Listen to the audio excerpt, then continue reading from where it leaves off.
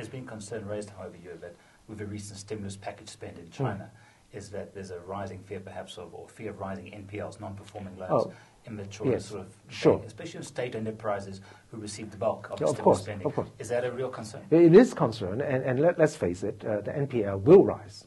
Okay, there's no question about that. And as usual, in the case of China, is every time you have a negative story, you get some positive stories as well. The fact of the matter is that the NPL will rise because of local government investment in vehicles. Many of them will go bust. But that being the case, on the one hand, the investment actually has gone into infrastructure that will have long-term impact, positive impact on productivity, especially in the poor areas.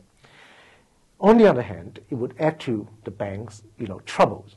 Now, for what it's worth, I did a simulation of the banking sector earlier this year. I assumed that about 25% of all the new loans made last year will go bad in 2009.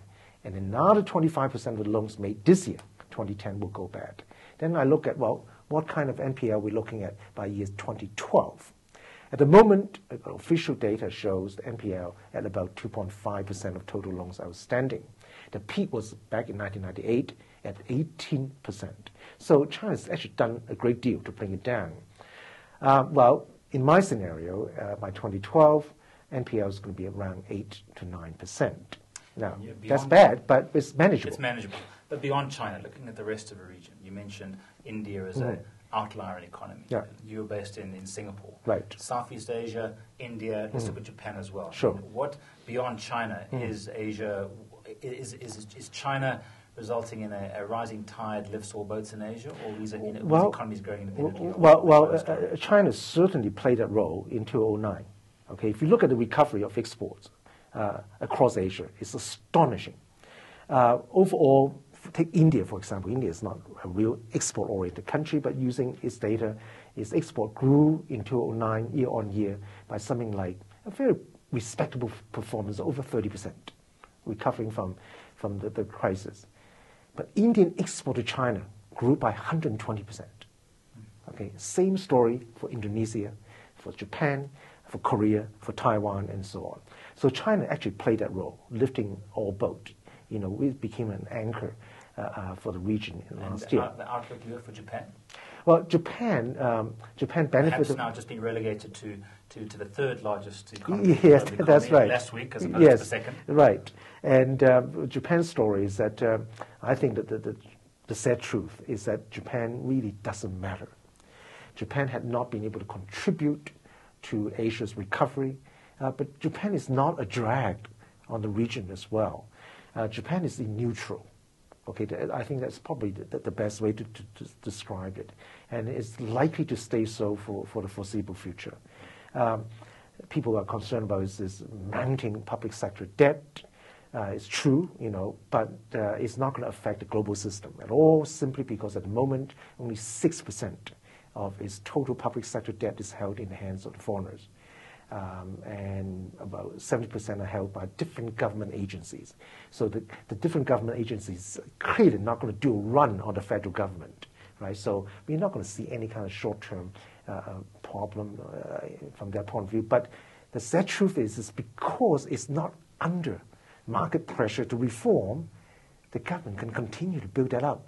So I'm not sure what the solution is, to be honest. I have no clue. But I do not believe that Japan faces any kind of short-term threat of collapse or banking crisis. That's just not in the cards. Your last question, Southeast Asia, outlook, Singapore, Malaysia, Vietnam, Indonesia. Who are rising sort of stars in Southeast Asia? Indonesia is I think, sleeping giant that's waking up. Okay, Indonesia could easily, in the coming decade, play the role that China did 20 years ago. Indonesia is going to have a tremendous impact on Southeast Asia and Asia as well. And of course, the immediate beneficiary is Singapore.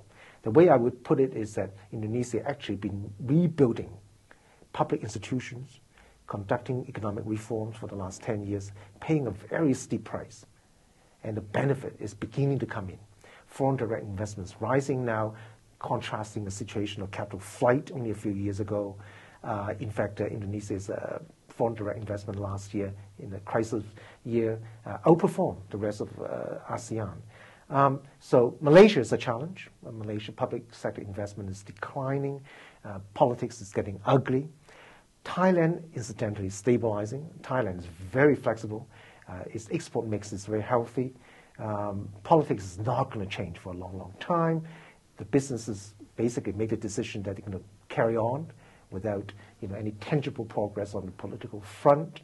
Singapore, as usual, is benefiting from a revival of the regional economies and is doing extremely well at the moment. One would argue sometimes too well because I think the inflationary pressure is on the rise. So overall, Asia interest rate will rise this year.